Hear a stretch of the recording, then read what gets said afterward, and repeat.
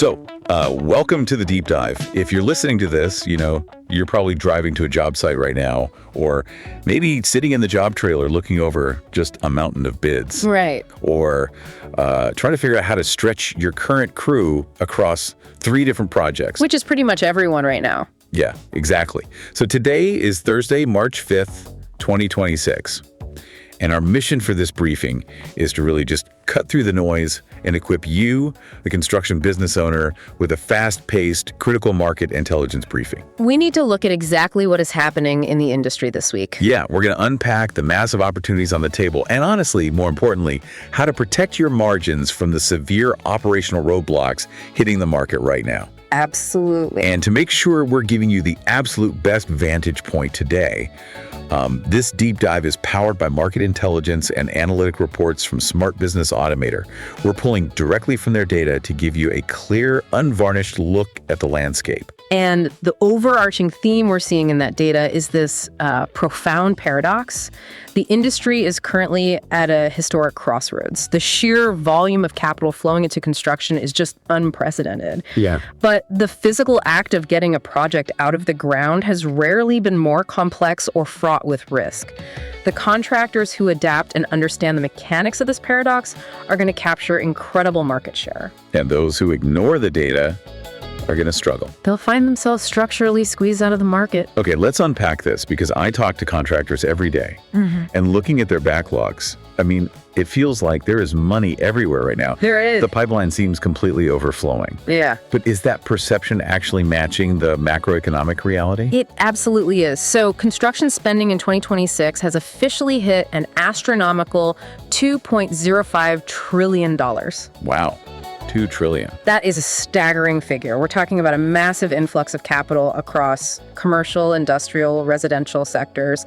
The demand is totally undeniable. There's always a but. Right. A $2 trillion ocean of spending does not automatically translate to profitability for the individual firm. In fact, the cost of doing business within that ocean is rising sharply. Yeah. We saw construction input prices jump 0.7% month over month in January alone. A 0.7% jump in a single month. To someone outside the industry, a fraction of a percent sounds like a rounding error. Sure. But break down what that actually means for a contractor who, say, just won a bid based on December's pricing. Think about the compounding effect of that 0.7% if it sustains. Annualized, you are looking at nearly an 8.5% increase in raw material costs over the life of a multi-year project. Which is brutal. For a commercial contractor operating on a 4 or 5% net margin, a sudden spike in input costs wipes out the entire profit of the job before the foundation is even poured. You're essentially paying for the privilege of building someone else's building. Which honestly makes the news coming across the wire this morning incredibly urgent. I saw that the National Association of Home Builders, the NAHB, is actually meeting with the U.S. Trade Representative today, March 5th. Yes, today. They are pushing back hard on international trade policy. What's the specific catalyst for this emergency meeting? If we connect this to the bigger picture, the catalyst is a sweeping 50% tariff on imported steel. 50%. The cascading effect of this policy on domestic supply chains is just brutal. When you implement a 50% tariff on a foundational material like steel, you aren't just taxing the raw material, you're inflating the cost of every secondary product that relies on it. Right. For residential developers, the data indicates that these specific steel tariffs are adding an estimated $10,900 to the cost of every single new home built. Wait, let me stop you there. Because if the raw material costs are forcing builders to spend an extra 11 grand just to get a house built, why does other data show that 36% of home builders are currently cutting their prices? It seems counterintuitive. That math seems completely backward. If costs go up, shouldn't prices go up to protect the margin? In a normal market, yes, but we are hitting the ceiling of consumer affordability. You have builders swallowing an $11,000 cost increase on the supply side, but on the demand side, the consumer simply cannot absorb another price hike. Because of interest rates. Interest rates and broader inflation have stretched the home buyer to the breaking point. So the builder is trapped in a vacuum. They either eat the cost and cut their prices just to move stagnant inventory, or they stop building altogether. And what happens when they choose to just stop building? We get a massive deficit in domestic housing. We are looking at projections from Brookings estimating that these specific tariffs and material cost spikes will result in 450,000 fewer homes being built through the year 2030. Almost 500,000 homes just gone from the pipeline. It's the equivalent of erasing the entire housing supply of a major American city over the next 4 years. The analytic reports from Smart Business Automator really highlight this domino effect. You pull one lever on international trade policy, and it directly starves the domestic housing market of inventory. Let's bring this down to the street level for the business owner listening right now. If I'm sitting in my truck getting ready to sign a contract for a commercial build this afternoon, how do I insulate my company from this kind of volatility? You have to fundamentally rethink how you structure your contracts. Bidding a fixed-price contract in a volatile materials market is essentially gambling your company's solvency. You need ironclad escalation clauses. Let's unpack that for a second, because I hear the term thrown around, but what does a truly effective escalation clause look like in practice? Well, a standard fixed-price contract means the builder assumes all the risk of market volatility. If the price of rebar doubles, the builder eats the loss. Right. A well-structured escalation clause shifts a portion of that risk back to the project owner. It explicitly states that if the price of specific volatile materials like steel, lumber, copper increases by a certain percentage between the time the contract is signed and the materials are purchased, the owner covers the difference. That makes sense. Without that legal safety net in 2026, you are flying blind. Okay, so we have a $2.05 trillion boom choked by material spikes and international tariffs. But let's assume a contractor perfectly navigates the supply chain, they lock in their materials and execute a flawless escalation clause. They still need a crew. Exactly. They still need human beings on the site to actually put the building together. What is the state of the workforce required to execute this massive backlog? The human capital crisis is arguably the most severe bottleneck in the entire industry right now. New data from the Associated Builders and Contractors shows that the industry needs an additional 499,000 workers in 2026 just to meet the current spending demand. 500,000 workers. And that isn't a stagnant number, is it? We aren't closing that gap. No, the deficit is actively widening. Last year, the gap was 439,000. We are bleeding institutional knowledge as older, highly skilled tradespeople retire, and the pipeline of younger workers entering the trades from vocational programs is completely insufficient to replace them, let alone scale up to meet a $2 trillion demand. Here's where it gets really interesting, though. We constantly frame the labor shortage as an HR problem, trying to fill empty slots on a spreadsheet. Right. But what happens to the human beings who are actually on the site today trying to cover the work of the 500,000 guys who aren't there? That is the real crisis. Smart Business Automator's market intelligence shows a clear pattern here, and the data is deeply concerning. We are seeing a 60% burnout rate among current construction workers. 60%. When you run a crew short-staffed, the workers you do have are taking on forced overtime, working longer shifts, and covering more physical ground on the site. The compounding physical and mental toll is devastating. I want to look at a specific metric related to that burnout because it is honestly sobering.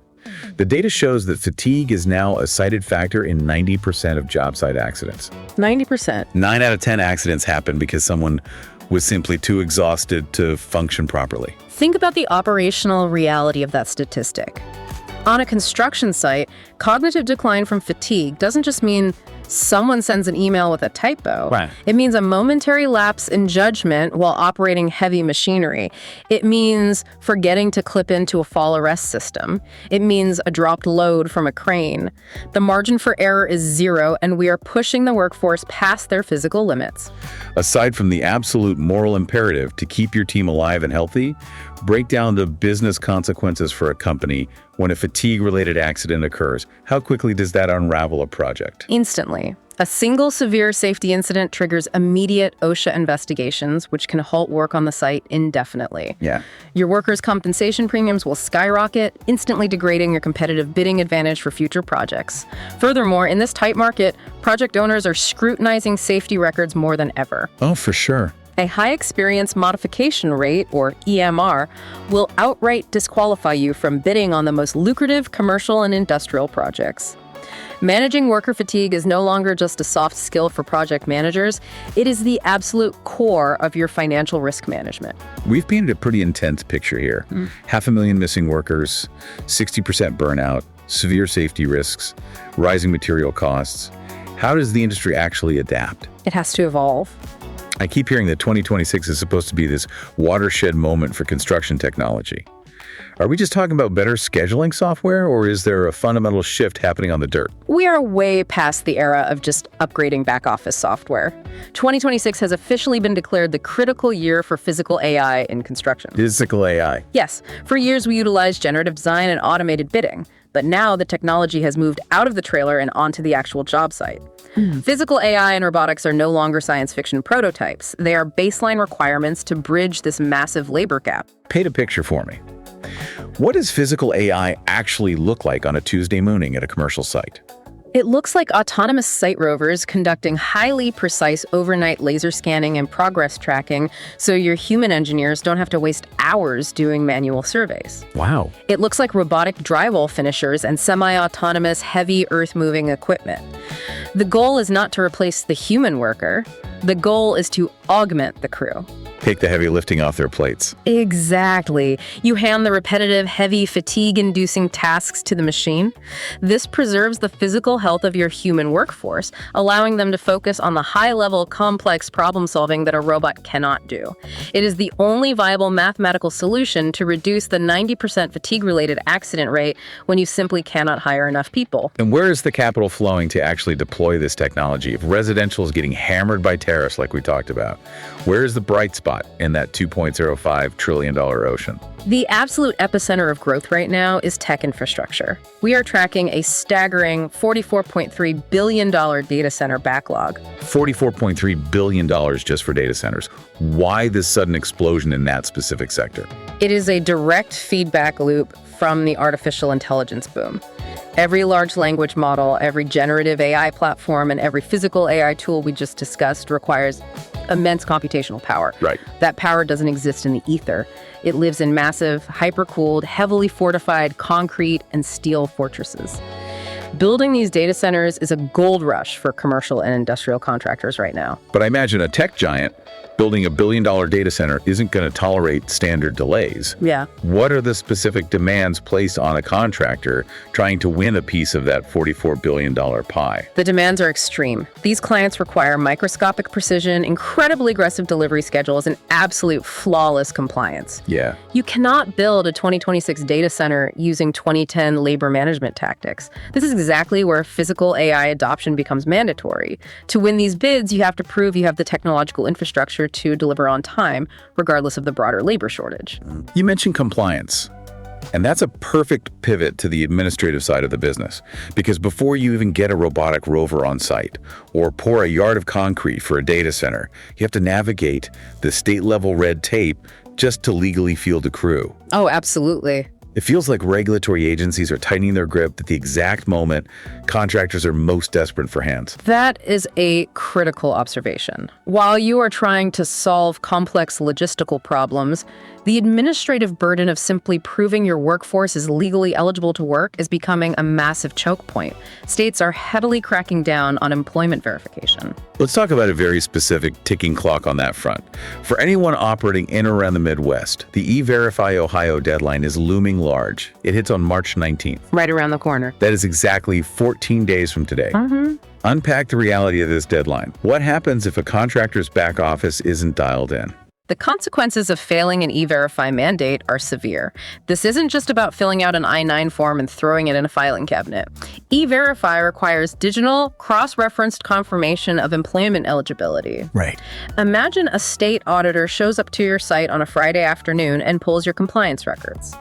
If you have discrepancies, they do not just issue a small fine, they can issue a stop work order. Oh, man. You could have concrete trucks idling on the street and cranes rented by the hour, and your entire crew is legally barred from stepping onto the site. That is a nightmare scenario. Oh. You finally managed to staff a project in the middle of a 499,000 worker shortage, and a paperwork error pulls them off the dirt. Exactly. And the administrative overhead required to manage this perfectly is immense. You need a dedicated compliance protocol. In a market where every hour of labor is precious, you cannot afford to lose your workforce to a preventable regulatory violation. For contractors trying to wrap their arms around this administrative chaos, keeping track of changing material costs, labor hours, and compliance, I should note that E&R is actually hosting a time and materials webinar on March 18th.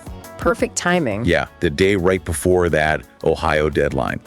It might be worth having your project managers or superintendents tune in to shore up their protocols. According to the latest market intelligence from Smart Business Automator, these are the exact vectors that will define success in Q2. The firms that will dominate the remainder of the year are the ones that can master 3 distinct disciplines. First, they adopt physical AI to mitigate the labor and fatigue crisis. Second, they pivot their operations to capture high-margin mega projects like the $44 billion data center backlog.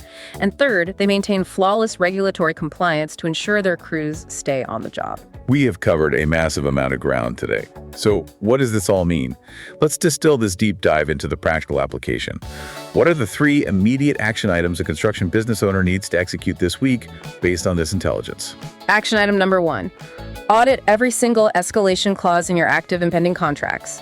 With input prices rising 0.7% in a single month and 50% steel tariffs threatening to add 5 figures to basic builds, you cannot absorb the risk of material volatility. Get your legal team to review your bids tomorrow morning and ensure you are protected from sudden price spikes. Action item number 2. Conduct an immediate internal audit of your E-Verify compliance. You have a 14-day countdown until the March 19th deadline in Ohio, and similar mandates are tightening nationwide. Pull your I-9s, run the verifications, and make sure your back office paperwork is bulletproof. Do not let an administrative oversight shut down your most profitable job site. And the final action item. Commit to trialing at least one physical AI or advanced automation tool this quarter. Look at the 60% burnout rate. Look at the 90% fatigue factor in safety incidents. The 500,000 missing workers are not going to magically appear. You have to start integrating technology to take the physical burden off your current crew before the fatigue completely breaks your workforce. Those are clear, non-negotiable steps to protect the business. Before we close out this briefing, I want to ask you to pull all these threads together. We have changing demographics, massive tech investments, and a struggling housing market. What is the final takeaway for the listener today? It comes down to a profound societal and industrial paradox that every contractor is going to have to navigate.